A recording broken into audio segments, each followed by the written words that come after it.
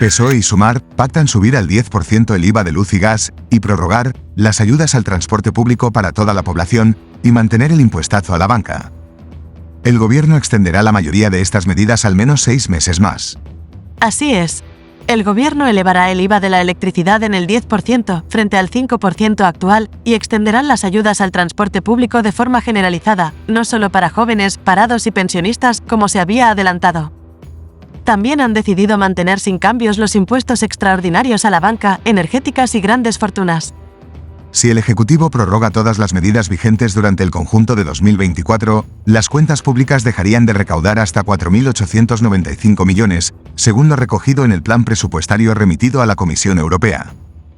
La rebaja del IVA de los alimentos tiene un impacto anual de 1.350 millones, y los 3.545 millones restantes se corresponden a las rebajas fiscales vinculadas a la energía.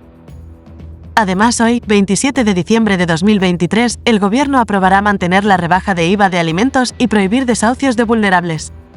El Consejo de Ministros prevé aprobar este miércoles un nuevo Real Decreto Ley, con un paquete de medidas para hacer frente al impacto del conflicto en Ucrania y la inflación que prorrogará hasta junio, la rebaja del IVA para los alimentos básicos, aunque siguen en el aire otras rebajas fiscales, como la que mantiene en el 5% el IVA del gas y la electricidad. También se aprobará la prohibición de desahuciar a vulnerables sin solución habitacional. Así, tal y como adelantó el presidente del Gobierno, Pedro Sánchez, durante su discurso de investidura, seguirán con un 0% de IVA a alimentos de primera necesidad como leche, pan, huevos, queso, legumbres o verduras y con el 5% a otros como el aceite o la pasta. Además, se aprobará el transporte público gratis para jóvenes y desempleados, una medida también anunciada por Pedro Sánchez en el debate de investidura. Si el Ejecutivo prorrogara todas las medidas vigentes durante el conjunto de 2024, las cuentas públicas dejarían de recaudar hasta 4.895 millones, según lo recogido en el plan presupuestario remitido a la Comisión Europea. La rebaja del IVA de los alimentos tiene un impacto anual de 1.350 millones. Los 3.545 millones restantes se corresponden a las rebajas fiscales vinculadas a la energía. El plan presupuestario recoge que no se prorrogarán, pero podría haber alguna sorpresa.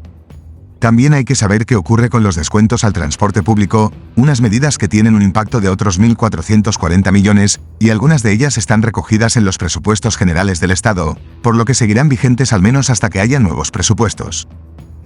Más allá de las medidas fiscales, el decreto incluirá una prórroga en la prohibición de los desahucios de personas en situación de vulnerabilidad sin solución habitacional, tras un acuerdo de Bildu, anunciado por este partido con el Ejecutivo.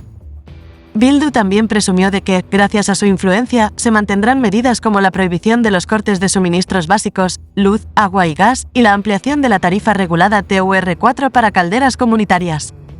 En cambio, podrían terminar otras ayudas energéticas como la limitación de las subidas en la tarifa regulada del gas o en la bombona de butano, además de la excepción ibérica, una medida que no se aplica desde febrero, o los descuentos del carburante para transportistas.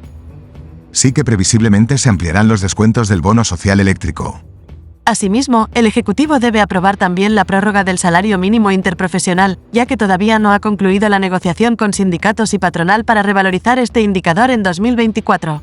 El salario mínimo está fijado en la actualidad en los 1.080 euros por 14 pagas, y la propuesta del Ministerio de Trabajo es que se incremente un 4% hasta los 1.123 euros. No obstante, Trabajo ya ha aclarado que, aunque se apruebe finalmente la subida con el año nuevo en curso, la medida tendrá efectos retroactivos desde el 1 de enero. Otra medida que se quiere aprobar también mañana en el Consejo de Ministros es la ampliación del umbral de renta para beneficiarse de las medidas de alivio hipotecario.